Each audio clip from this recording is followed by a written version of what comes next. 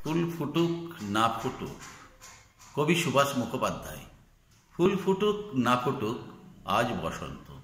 ষাঁড় বাঁধানো ফুটপাতে পাথরে পা ডুবিয়ে কাঠকোট্টা গাছ কচি কচি পাতায় পাঁজর ফাটিয়ে হাসছে। ফুল ফুটুক না ফুটুক আজ বসন্ত।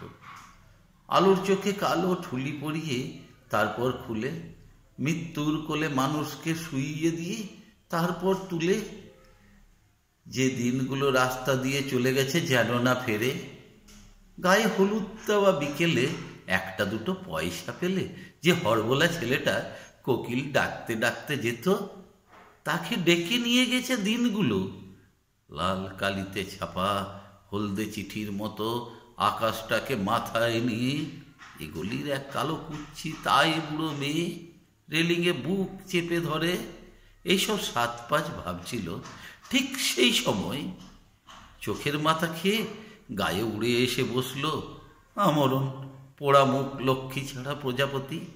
তারপর দড়াম করে দরজা বন্ধ হবার শব্দ, অন্ধকারে মুখ চাপা দিয়ে দড়ি পাকানো সেই গাছ তখনও হাসছে। নমস্কার।